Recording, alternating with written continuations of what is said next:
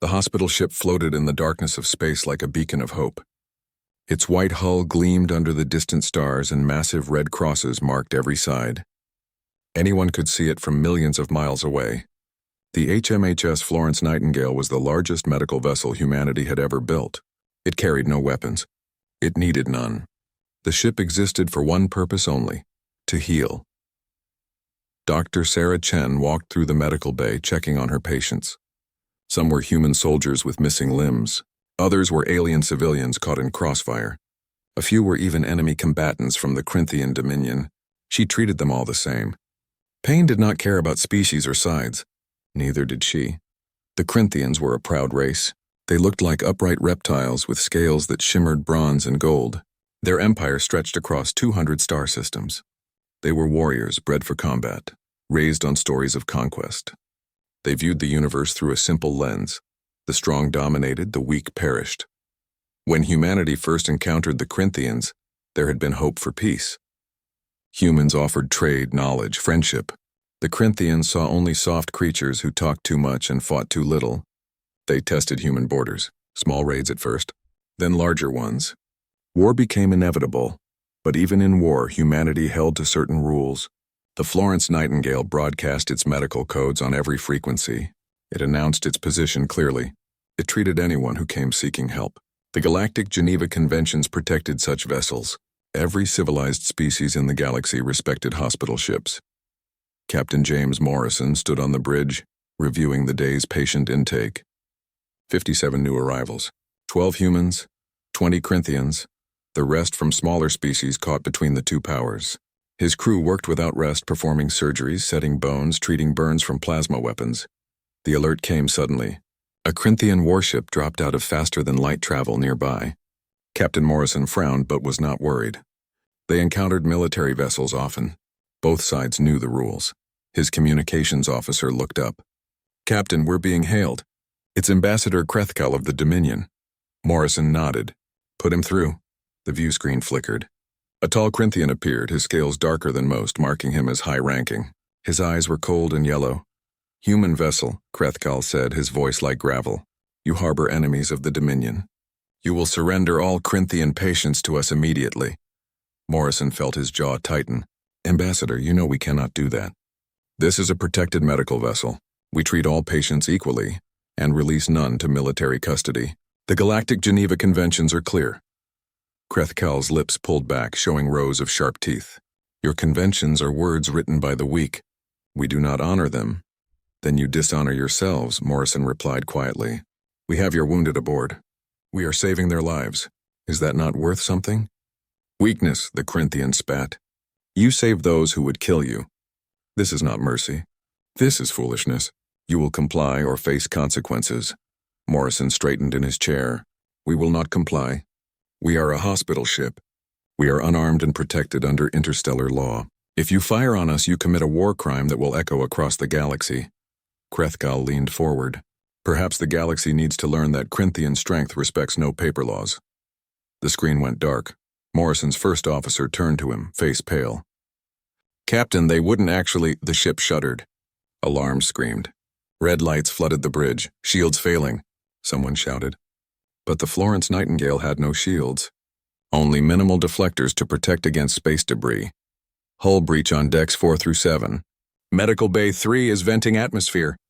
We're hit again. Morrison grabbed his console. "All hands, this is the captain. Emergency evacuations protocols. Get everyone to the escape pods. Medical staff, save who you can." The ship trembled again. And again. The Corinthian warship fired methodically, tearing through the hospital vessel like it was made of paper. Dr. Chen was thrown against a wall as the medical bay exploded outward. She felt the terrible cold of space rushing in. Patients who moments ago had been resting peacefully were now screaming, dying, floating into the void. She grabbed a patient, a young human soldier, and pushed him toward the escape corridor. Her hands found another, a Corinthian child who had been injured in a civilian bombing. She shoved them both forward. The hull split open above her. She looked up and saw stars. Beautiful, cold, indifferent stars. Then she saw nothing at all. The Corinthian warship stopped firing. Of the 3,000 souls aboard the Florence Nightingale, only 153 survived. Most were in escape pods that had jettisoned before the main hull was destroyed. The rest floated in wreckage, bleeding, dying, praying. Rescue ships arrived 6 hours later. They found debris spread across thousands of miles, bodies frozen in space, medical equipment scattered like toys. They found Dr. Chen barely alive, her suit's emergency beacon the only thing that saved her. She lived long enough to reach a hospital, long enough to testify, long enough to tell the universe what had happened. Then she closed her eyes and joined her patients in whatever came after. Across human space, the news spread like wildfire. The Corinthians had fired on a hospital ship. They had killed healers. They had murdered the wounded and the doctors trying to save them. Humanity's response was immediate and uniform. Every human vessel in Corinthian space turned around and left. Every embassy closed. Every communication channel went silent. No explanations. No threats. No warnings, just silence. The Corinthians celebrated. Their propaganda networks declared victory. They had shown the humans what true strength looked like. They had proven that Corinthian might respected no weakness, no rules, no mercy. In their capital city on Corinth Prime, citizens looked up at their moon, Saelthos, and saw its lights twinkling as they always had. 4 million Corinthians lived there in cities built over centuries. It was their first conquest of space, their proudest achievement. Every night, parents pointed up at those lights and told their children stories of their great civilization. They had no idea that in 72 hours their moon would stop speaking, and that when it did, the Corinthian Dominion would learn what true strength really meant. 3 weeks had passed since the Florence Nightingale burned. The Corinthian Dominion basked in what they believed was victory. Their news channels replayed the footage of the hospital ship exploding. They called it a lesson. They called it necessary. They called it strength. But in the military intelligence centers, some Corinthians were starting to feel uncomfortable. First, Talon Vreshna stood in the command center on Corinth Prime, studying the star charts with growing unease. He was a career military officer, scaled in deep bronze with eyes that had seen 40 years of warfare. Those eyes now tracked something that should not be possible. "Show me again," he ordered. The technician, a younger Corinthian with nervous movements, brought up the display. "First, Talon, this is all human communication traffic in our sector for the past month." The screen showed thousands of colored lines crisscrossing space. Trade routes, military channels, civilian broadcasts, everything. Then the technician pressed a button and the view jumped forward to the current day. The screen was empty. Completely empty. "They are just being quiet," one of his officers suggested, licking their wounds. Vreshna shook his head slowly. "No, this is not quiet. This is silence. Total silence. Not a single human transmission anywhere in our monitored space. Not even civilian chatter. Not even automated trading beacons." He pulled up another display. "And look at this. 3 weeks ago, we had 47 human vessels in our territory. Traders mostly. A few diplomatic ships. Some science vessels. Today, how many?" "0, First Talon. 0, Vreshna repeated. They all left. Within hours of the hospital ship incident. No explanations. No protests. They just left." Another officer spoke up. "Perhaps they are cowards after all. We showed them strength and they fled." Vreshna wanted to believe that, but his instincts, honed over decades of combat, told him otherwise. When prey ran, they were noisy. They panicked. They made mistakes. This was not the behavior of prey. This was the behavior of a predator disappearing before a hunt. More reports came in over the following days. Each one added to the growing unease. All human embassy staff had evacuated. Not just from the Dominion, but from every ally of the Dominion. The Cathari clans, who had a trade agreement with the Corinthians, reported their human diplomats had left suddenly, citing technical difficulties. The Rift Collective, neutral traders who worked with everyone, had closed their human exchange offices. When asked why, they gave vague answers about policy reviews.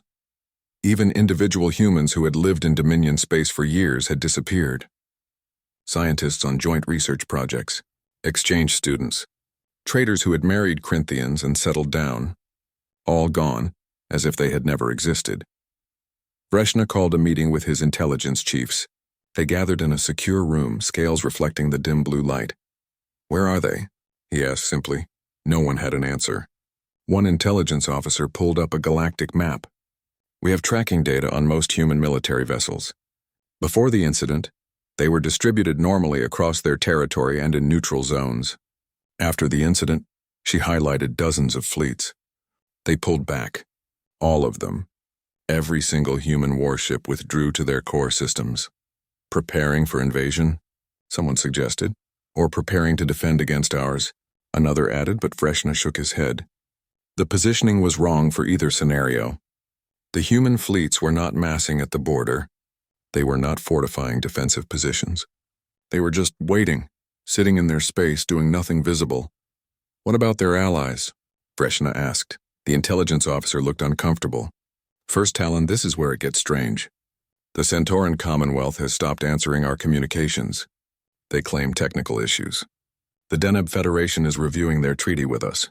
The Vega Consensus has closed their borders to our ships, citing maintenance. All of them, every species that has close ties with humanity, has suddenly found reasons to avoid us. It is as if, she paused, as if what? Freshna demanded. As if they are afraid to be associated with us, First Talon. The room fell silent. Corinthians did not inspire fear by being avoided. They inspired fear by being confronted. This was wrong. All of it was wrong. That night, Freshna stood on his balcony looking up at the sky. His daughter was up there on Seltos. She was a teacher in one of the moon's cities. He could see the lights of her city from here, a cluster of brightness on the lunar surface. He had called her earlier just to hear her voice. She was happy, talking about her students, making plans to visit home next month. The moon looked peaceful, eternal, untouchable. His communicator beeped. An urgent message. He went back inside and opened it. The message came through on an old emergency frequency, one rarely used. The header showed it originated from outside Dominion space. The language was perfect Corinthian, grammatically flawless. Freshna read it once, then again, then a third time, his blood running cold. You fired on healers. You killed Mercy itself. We will not fire on your moon. We will not need to. Look up tonight. Your children should remember what it looked like when it still spoke. Below the message were coordinates, Seltos, and a timestamp. 72 hours from now. Freshna immediately forwarded the message to military command, to the council, to every authority he could think of. Within the hour, emergency meetings were called. Scientists were pulled from sleep. Military strategists gathered. What does it mean? The High Council demanded. No one knew. The humans said they would not fire on the moon. So what would they do? Invasion? Biological weapon? Some new technology? Teams worked around the clock, analyzing every possibility. They scanned Selthos for approaching ships. Nothing. They checked for biological threats. Nothing. They searched for bombs or sabotage. Nothing. 72 hours became 60. Then 48. Then 24. Vreshna barely slept. He kept looking at the moon through telescopes. Everything appeared normal. Ships came and went. Communications were steady. His daughter sent him messages, cheerful and unaware of any threat. 12 hours remained. The Dominion fleet moved into defensive positions around Selthos. Thousands of warships ready to intercept anything. 6 hours. Still nothing. Maybe it was a bluff. Maybe the humans were just trying to scare them. 1 hour. Freshna stood with the High Council in the command center. Every screen showed Selthos from different angles. Sensors swept every frequency. Everyone waited. 30 minutes. 10 minutes. And then, exactly on schedule, 6 human ships appeared. They did not come from faster-than-light travel. They simply phased into existence, 6 points around the moon, perfectly positioned. The Dominion fleet opened fire immediately. Plasma bolts crossed space, enough firepower to destroy a planet. The human ships flickered and vanished like ghosts, then reappeared unharmed in exactly the same positions. Vreshna watched, his heart's pounding. The human vessels were small, barely the size of frigates. They did not fire back. They did not move threateningly. They simply held position. Then they activated something. The sensors went mad. Every screen showed different readings. The technicians shouted over each other, and on Selthos every single transmission stopped. Every communication, every broadcast, every signal, the light still shone. The city still glowed. But the moon had gone completely, utterly, perfectly silent. Vreshna tried to call his daughter. The line would not connect. He tried again. Nothing. He looked up at the moon through the observation window, seeing the lights of her city twinkling in the distance. She was right there. He could see her home, but he could not reach her. The moon had stopped speaking. And Vreshna understood with terrible clarity that humanity had just begun teaching them what mercy truly meant. Admiral Victoria Okonkwo stood on the bridge of the stealth carrier Vindication, watching the moon called Saelthos on her displays. Her face showed no emotion. Her uniform was perfect. Her hands were steady. No one looking at her would know that her brother had died screaming in the cold vacuum of space when the Florence Nightingale exploded. But she knew. She remembered the message from the rescue team. She remembered identifying what was left of him. She remembered his daughter, her niece, asking why Uncle Marcus was not coming home. This was not about revenge. Revenge was hot, angry, stupid. This was something else. This was a lesson delivered with surgical precision. Status? She asked quietly. Her operations officer checked his displays. All 6 suppression ships in position, Admiral. The quantum barrier is stable. No signals entering or leaving the lunar surface. The cage is perfect. Corinthian fleet? Still attempting to engage. They have fired on our ships 47 times. Each time we phase shift and return. They are starting to understand they cannot touch us. Okonkwo nodded. The technology was not new. Humanity had developed quantum phase shifting decades ago. Most species thought it was useful only for stealth or quick escapes.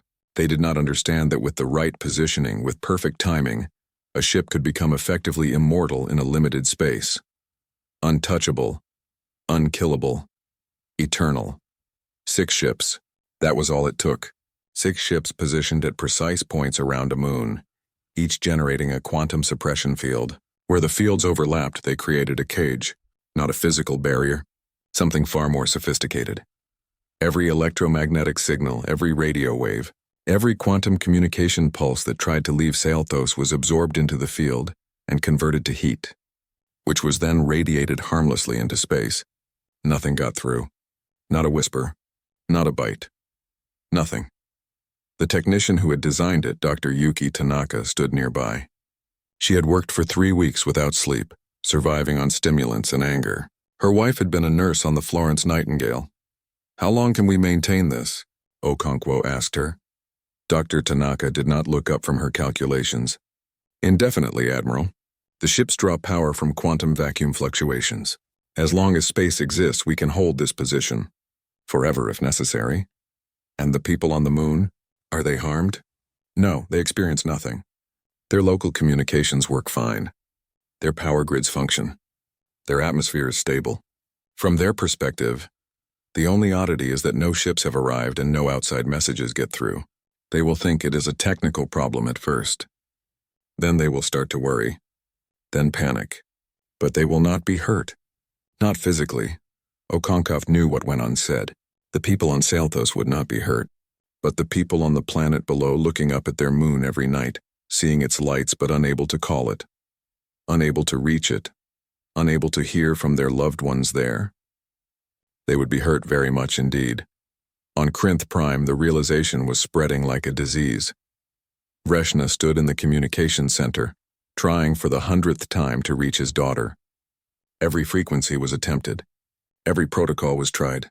Military channels, civilian channels, emergency beacons. Nothing worked.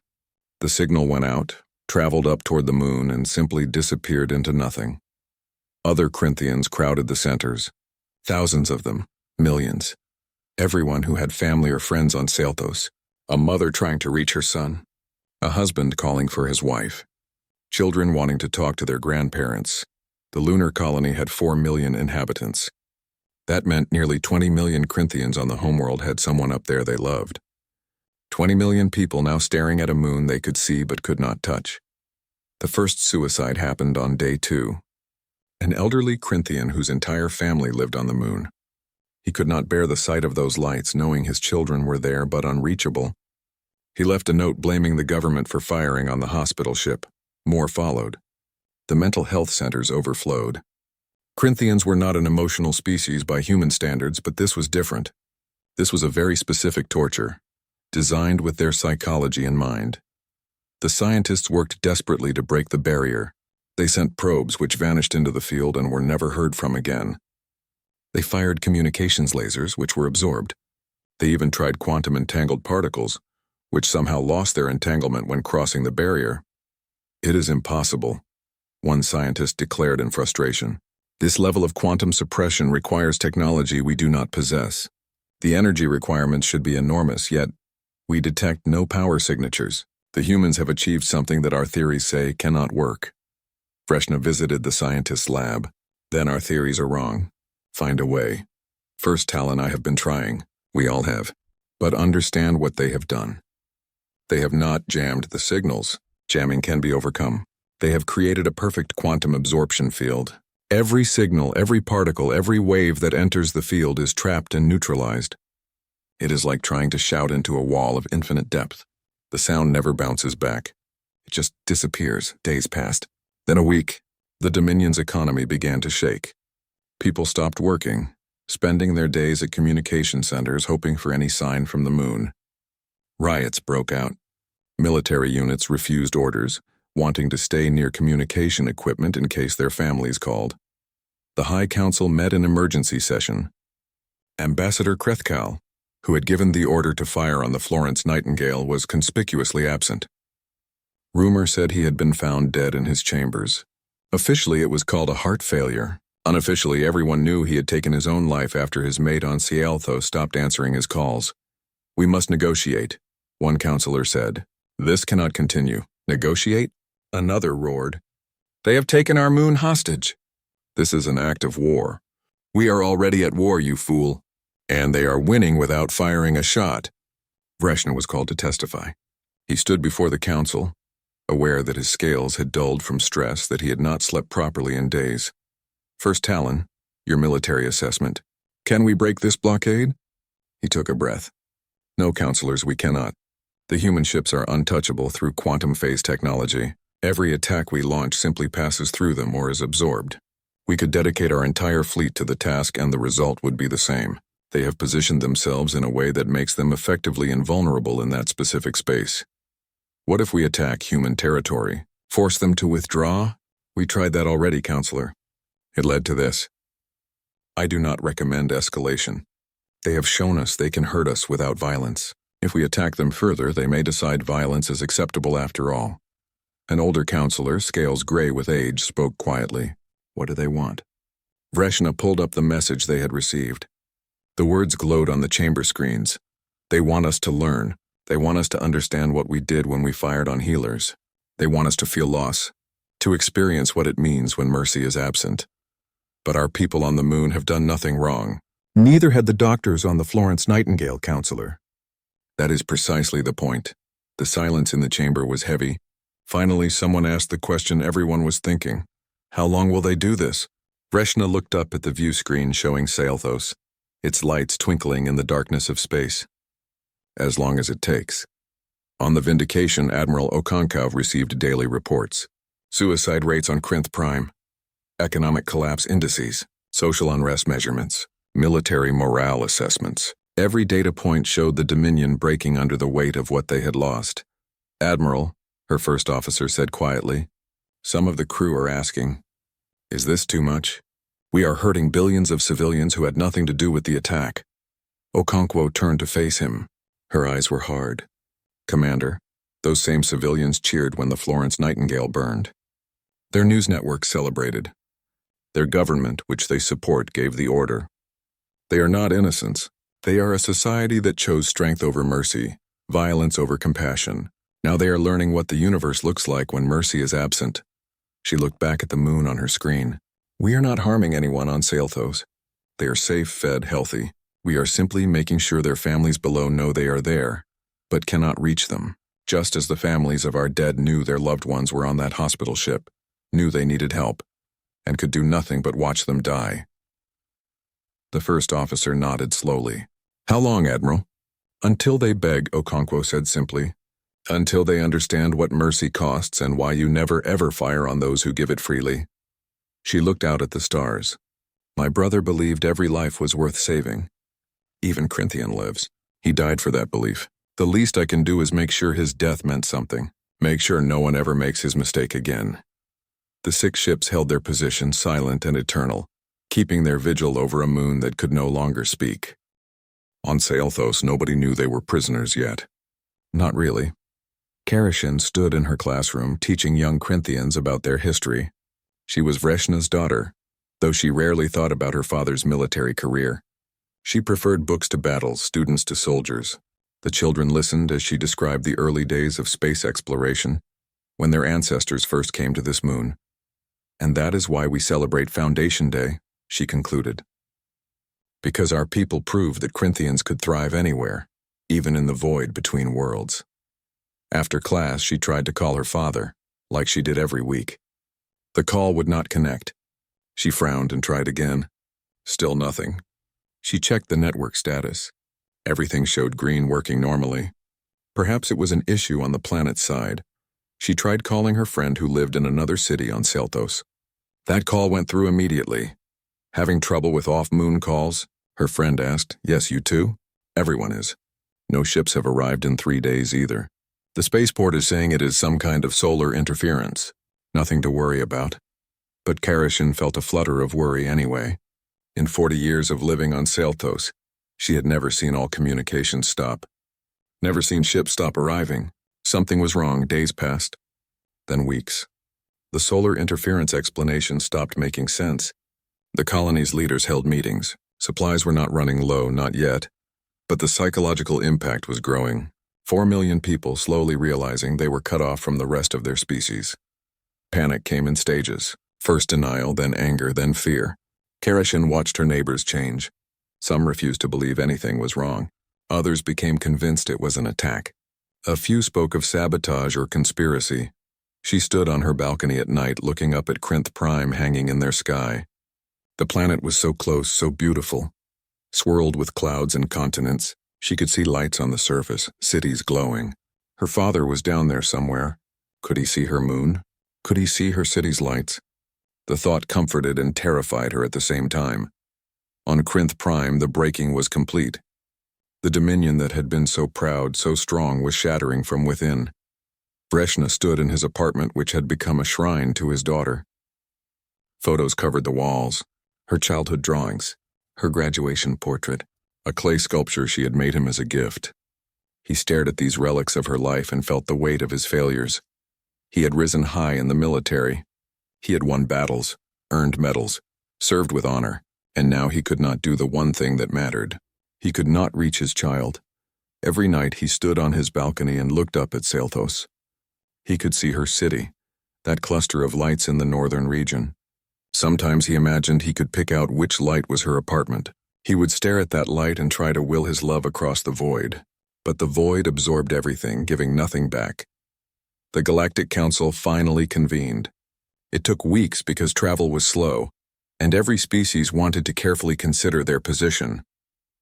This was unprecedented. A total communications blockade of a populated world, maintained indefinitely. It was horrifying. It was genius.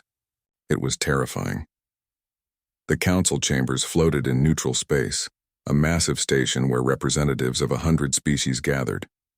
The Corinthian delegation arrived broken, their scales dull, their movements defeated. The human delegation, led by Ambassador Chen, Sarah's younger sister, was perfectly composed. The Threkan representative, an insectoid species known for their bluntness, spoke first. Humanity has committed an act of extraordinary cruelty. We must address this. Ambassador Chen stood. She was tall, dark-skinned, her hair pulled back severely. Her eyes were dry but hard as diamonds. May I present evidence? She played the recordings. The Florence Nightingale broadcasting its medical codes. The Corinthian demand. The refusal. Then the attack shown from multiple angles. Bodies floating in space. Escape pods burning. Dr. Sarah Chen's final testimony. Her voice weak but clear, describing how patients died in her arms. The chamber was silent when the recordings ended. Then Ambassador Chen spoke. The Corinthian Dominion fired on an unarmed medical vessel. They killed healers who had done nothing but offer aid to all sides. They murdered the wounded and the doctors treating them. They celebrated this action publicly. They called it strength. She paused, letting that sink in. What humanity has done in response is this. We have ensured that no one on Saelthos has been harmed. Not one. They are alive, healthy, safe. Their power works. Their water flows. Their atmosphere is stable. We have imprisoned no one. We have killed no one. We have simply made it so the people of Crinth Prime can see their moon, can see their loved ones' homes, but cannot reach them. A counselor from the Deneb Federation asked, "Is that not a form of torture? Is it torture to give someone exactly what they gave us?" Chen replied, "We watched our people die on screens, unable to help. Now they watch their people live on a moon, unable to speak to them. We did not choose this method out of cruelty. We chose it because it teaches a lesson that must be learned." She activated another display. It showed documents, treaty signatures, protocols. The Galactic Geneva Conventions were written for a reason. They protect healers. They protect the wounded. They protect medical vessels. Every civilized species has signed these conventions. The Crinthians signed them 200 years ago. Then they chose to ignore them. The Draktar representative, a carnivorous species that rarely spoke, clicked their mandibles. Humanity could have destroyed the moon, killed millions in revenge. Instead, you created a punishment that kills no one but breaks their spirit. This is efficient. Terrible, but efficient. "We do not want efficiency," Chen said coldly. "We want understanding. We want every species in this galaxy to know that if you fire on healers, if you kill doctors and nurses and patients, humanity will not simply kill you in return. We will make you wish we had. We will take something you love and hold it just out of reach until you understand what you have done." She looked directly at the Crinthian delegation. "You mistook mercy for weakness. You thought because we heal we cannot hurt. You learned you were wrong. But the lesson is not complete. You must feel this. You must understand what loss means, what absence means, what it is to see something precious and be unable to touch it." The Crinthian delegate, an old female named Seshka, stood with difficulty. Her voice trembled. "We understand, please, we beg you. Let our moon speak again." "No," Chen said simply. "Not yet. Understanding is not enough. Change is required. Your government must dismantle its offensive military. You must ratify the Galactic Geneva Conventions without alteration. You must pay reparations to every family affected by your attack. You must build a monument to the dead that can be seen from space so your children and their children never forget." She leaned forward. "Most importantly, you must teach. Teach your young what mercy costs. Teach them why healers are sacred.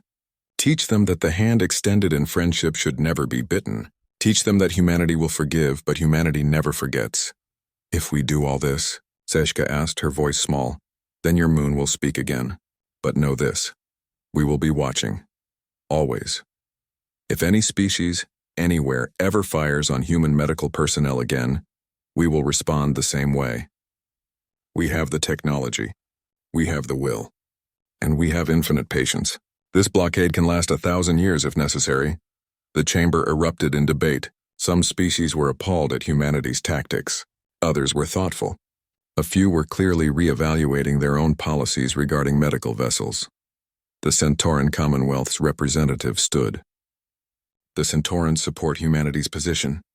We have suffered similar attacks in the past. Perhaps such a lesson is overdue." One by one, other species added their support. Not all, some abstained. But enough spoke in humanity's favor that the message was clear. The galaxy understood why this was happening. They might not like it, but they understood. Back on Crinth Prime, Vreshina watched the council proceedings on his view screen. He heard Ambassador Chen's words. He understood what was required. He was First Talon. He held significant influence in the military. If he spoke, others would listen. He composed a message to the High Council, to the military command, to the public. In it, he acknowledged the truth. They had fired on healers. They had committed a war crime. They had brought this suffering upon themselves. And the only way forward was to accept humanity's terms completely and without reservation. "We thought strength was measured in weapons and will to use them," he wrote. "We were wrong. True strength is in restraint, in mercy, in the choice to heal rather than harm. The humans showed us their strength by treating our wounded. We showed them our weakness by killing their healers. Now we must prove we can learn. We must prove we can change. For our children's sake, for the sake of those lights we see every night just out of reach." He sent the message and stood on his balcony, looking up at the moon, at his daughter's city, at the light he imagined was her home. "I am sorry, Karashin," he whispered to the silent void. "I am so sorry." The light twinkled back, beautiful and untouchable, like a star that had fallen to earth but could not be held. 47 days. That was how long the moon had been silent. 47 days of watching lights twinkle unreachably in the sky. 47 days of messages sent into the void with no response. 47 days of slow, grinding psychological torture. The Corinthian dominion was no longer recognizable as the empire it had been. The economy had collapsed. The military's morale was destroyed. Riots were a daily occurrence. The government barely functioned. And every night, millions of Corinthians stood outside staring up at the moon, weeping for those they could see but not touch. First, Talon Vreshna had aged decades in those 47 days. His scales had gone from bronze to dull gray. His eyes, once sharp and clear, were now hollow. He had not slept more than a few hours in weeks. But he had spent every waking moment building consensus, arguing, pleading, demanding.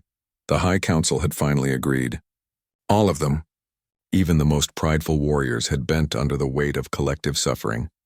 They would accept humanity's terms. All of them, without negotiation, without reservation. Vreshna stood in the broadcasting chamber, preparing to send the message that would define the rest of Corinthian history. Cameras focused on him. Every screen in Dominion space would carry this transmission. The galaxy would witness it. He took a breath and began. His voice was rough but clear. I am First Talon Vreshna of the Corinthian Dominion. I speak with the authority of the High Council and the military command. I speak for all our people. He paused. I speak to humanity. 47 days ago, you silenced our moon. You did this because we fired upon your medical vessel, the Florence Nightingale. We killed your healers. We murdered the wounded they were treating. We celebrated this action as strength. His voice cracked slightly. We were wrong. We were blind. We were fools. We have learned what you wanted us to learn. We have felt what you wanted us to feel. We have understood that mercy is not weakness, that those who heal are sacred, that the hand extended in peace should never be met with violence. We surrender completely, without condition. We accept all terms humanity has demanded. We will dismantle 60% of our offensive military. We will ratify the Galactic Geneva Conventions without any changes. We will pay reparations to every family affected by our crime. We will build a monument visible from space dedicated to those we killed. He looked directly into the camera, tears streaming down his scaled face. And we will teach. We will teach our children what we did. We will teach them what it cost. We will teach them to never ever fire on healers. We will make sure that the name Florence Nightingale is known to every Corinthian child, and that they understand what was lost when we destroyed her. His voice dropped to almost a whisper. Please, I beg you. My daughter is on that moon. Millions of parents like me look up every night and see their children's homes, but cannot speak to them. We have learned. We have changed. We have broken, please. Please let our moon speak again. The transmission ended. Vreshna collapsed in his chair, trembling. He had just done something no Corinthian leader had ever done. He had surrendered completely, publicly, admitting total defeat. The message reached human space within hours. It was reviewed, analyzed, verified. Committees discussed it. Psychologists evaluated its sincerity. Military analysts assessed the strategic implications. Admiral Victoria Okonkwo watched the recording 3 times. She saw the broken warrior begging for his child. She saw the defeat in his scales, his eyes, his posture. She thought of her brother Marcus, who had believed every life was worth saving, who had treated Corinthian wounded with the same care as human ones. She contacted her superiors. They have learned, she said simply. I recommend we accept their surrender. The response came swiftly. Humanity had gotten what it wanted. The lesson was taught. Now it was time for the final part, showing what mercy looked like when it returned. Admiral Okonkwo composed a message. It would be her voice the galaxy heard, her words that defined this moment. The transmission went out on all frequencies, impossible to miss. Her face appeared on screens across known space. I am Admiral Victoria Okonkwo of the Earth Space Forces. First Talon Vreshna, I have heard your words. Humanity has reviewed your surrender. We accept it. She paused, letting that sink in. But understand what you have bought with your acceptance. You say you have learned. We will hold you to that. You will dismantle your offensive fleets. You will sign the conventions. You will pay the reparations. You will build the monument. And most importantly, you will teach. You asked why we did this. Why we took your moon's voice instead of simply destroying you. Let me explain. She leaned forward. You are not our conquerors. We are not yours. We are not your executioners. We are the species you thought was weak because we chose to heal. You mistook our mercy for weakness. You fired on the unarmed. You killed those who asked nothing but to save lives. We could have destroyed Krinth Prime. Could have glassed your world, killed billions, ended your species. That would have been easy. Quick, final, but dead you would have been martyrs. Your people would have remembered you as victims of human cruelty. Future Krinthians might have sought revenge. Instead, we made you feel what loss means. We made you watch something precious and be unable to touch it. We made you understand what the families of our dead felt, watching the Florence Nightingale burn, unable to help. We did not want your deaths. We wanted your understanding, and now you have it. Your moon will speak again. In 3 days, we will lower the barriers. Communications will return. Your people on Saelthos will hear your voices again, but that moon will never be the same for you. Every time you look up, you will remember these 47 days. You will remember what it felt like to be helpless, and you will never fire on healers again. More than that, you will become our advocates. Your children will learn this story. They will understand what mercy costs and why it must be protected. They will tell other species, other civilizations.